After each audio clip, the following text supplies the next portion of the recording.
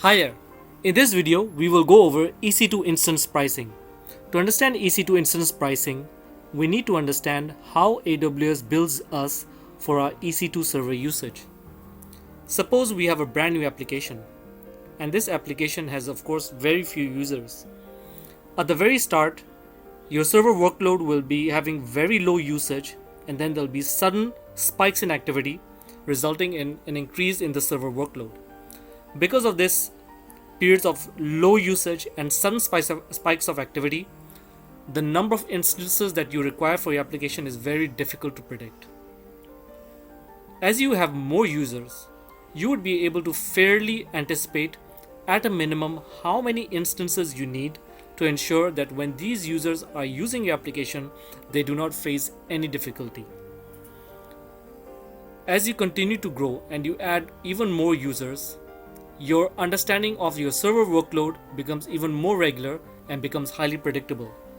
You not only understand how many EC2 instances you need to ensure that these users do not face any difficulty in accessing your application, but also you will be able to predict when there will be sudden spikes in activity, which means that you know precisely when to scale and add more instances, and when the spike of activity reduces, and then you can descale and reduce those number of EC2 instances. With this understanding of how many users and how your server workload could fluctuate with periods of low usage and sudden spikes of activity, we now move forward with understanding how EC2 instance pricing works. There are 5 ways to pay for your EC2 instance usage. First is on-demand pricing. Second is reserved instances. Third is savings plan. Fourth is spot instances. And the fifth is dedicated hosts. To understand these terminologies, I want us to revisit this diagram over here. As mentioned in previous videos, the EC2 instances are spun up from physical servers. The hypervisor and the virtualization software basically partitions the total capability of these individual servers, and from these individual servers you can spin up many more EC2 instances. Now, on-demand EC2 instance is defined as pay for compute capacity by the hour or the second, depending on which instances you run. What this means is, as explained in our diagram over here, initially when you're at launch phase, your server workload is few and erratic with sudden bouts of activity. Because of this sudden bouts of activity, it is very difficult to predict how many EC2 instances you need. As such, it is best to use on-demand pricing because you pay for the number of instances that you need to meet those sudden spikes in demand, and as the demand goes down, you can then shut down those additional instances. Second is reserved instances. The definition given by AWS is Amazon EC2 reserved instances provide a significant discount up to 72% compared to on-demand pricing. You can reduce your EC2 cost by making a commitment to a consistent instance configuration, which means the specific instance type and region, and for a particular tenure of 1 or 3 years. For example, you need to define upfront that you are going to use a T3 large instance within the Asia Pacific region for a 1-year tenure. Now what this means is, as explained in the previous diagram, as the number of users increase, you would have you would have begun to understand a bit better how many instances you require at a minimum to support these number of users.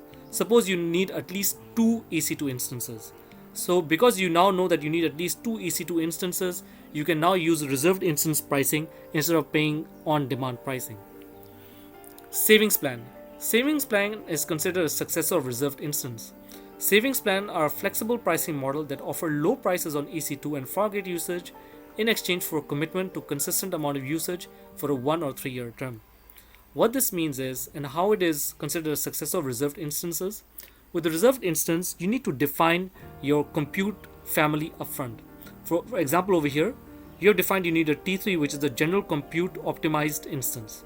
Suppose as your number of users grow, you realize that you need, instead of a general compute optimized, you need a storage optimized instance. So then you need to switch the instance family. And then later you may realize that instead of storage optimized, you need to switch to memory optimized. And then maybe even further along, you need to switch back from memory optimized to general compute optimized. As a result of that, it is best to use savings plan, because for savings plan you're not tied up with a specific instance configuration, but you're committed to a certain amount of usage or a certain amount of spend, and you can basically switch the instance families that you require based upon your application usage.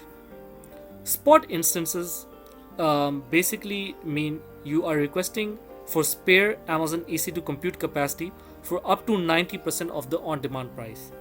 Spot instances are useful when you can tolerate failure to your instance, which means that you can allow the server to be shut down and your workload to be stopped immediately, and it can be restarted again whenever the EC2 host, the physical server, can spin up additional instances and where there is additional capacity available. Finally, we have dedicated host. Dedicated host means that you need not just the EC2 instances, but you need the EC2 instances to be spun up from a specific physical host. That means you need a dedicated host, and as defined over here, dedicated host is a physical EC2 server dedicated for your use.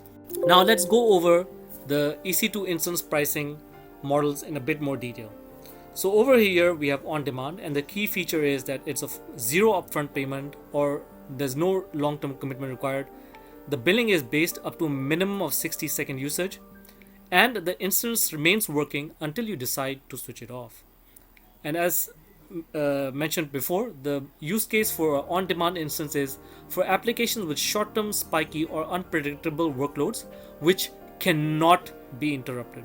So these workloads, they should not get interrupted at all, okay? But the problem that you face is that you do not know when you would need these EC2 instances. So since you do not know when you need these EC2 instances to meet that server workload, it's best to use on-demand pricing. Also, as mentioned, it's best for applications being developed or tested on Amazon EC2 for the first time. Reserved instances means making a commitment for a minimum number of instances of a specific instance type. The reserved instance has 4 instance attributes that determine its price. First is the instance type. For example, you need to specify upfront that you need one M4, which is a general purpose instance family EC2 instance, and you need an M4 large instance. You also need to specify which region, the tenure, whether 1 or 3 year, and even what operating system that you're going to use. It is best used where you understand you have a regular workload and you know how many EC2 instances you require to ensure that that workload does not face any interruption. So instead of paying on demand, you commit to utilization of 2 EC2 instances for which you receive a discount on the on-demand pricing when you take a reserved instances. So for example, you specify in advance that you need 2 T3 large instances, and then you can benefit from using reserved instance pricing. The third is savings plan. Savings plan is a flexible pricing model offering lower prices compared to on-demand pricing in exchange for a specific usage commitment or for a 1 or 3 year period. The use case of savings plan, as mentioned, is when your workload needs the pricing flexibility to change the instance family and operating system and not just the instance size. So basically, you need to change from a T3 large, which is a general purpose, to a i3 2 large, which is a storage optimized EC2 instance. In such cases where you need to switch from general purpose to storage optimized or to any other instance family, and you even need to switch the operating system, then it's best to use savings plan instead of reserved instance. The other 3 EC2 pricing models are spot instances, dedicated host, and there's one more which is called dedicated instance. A spot instance is an instance that uses spare EC2 capacity that is available for less than the on-demand price, and it is a cost-effective choice if your application workload can be interrupted. Spot instances are well suited for data analysis, batch jobs, background processing, and optional tasks. And these are the keywords you need to remember for the AWS exam. The dedicated host, as explained, is a physical EC2 server dedicated for use. Nobody else, that means no other customer, can launch an EC2 instance on that physical host or that server. The use case of dedicated hosts are: dedicated hosts help you to reduce costs by allowing you to use your existing server-bound software licenses, or you may need a physical server as a compliance requirement by law. Finally, we have dedicated instance. Dedicated instance and dedicated hosts are very similar. However, there are some differences. Dedicated instances are EC2 instances that run in a VPC on hardware that's dedicated to a single customer. Your dedicated instances are physically isolated at the host hardware level from instances that belong to other AWS accounts belonging to the same paying customer. The use case of dedicated instance is when you need an instance to run on a separate physical host. However, you are flexible that when your instance is rebooted, you may be assigned a new physical host by AWS. So with dedicated instance, your physical host can change. However, once a physical host is assigned to you, only you as the paying customer, only your EC2 instances are run from that physical host. With dedicated host, you are given only one single one single physical host, and only you can generate any instances from that physical host. And even when your instances are rebooted, they are rebooted on that same single physical host. Now let's go over the differences between reserved instance pricing and savings plan pricing. Now the key difference is reserved instance is an upfront commitment to using a particular instance configuration for a particular tenure.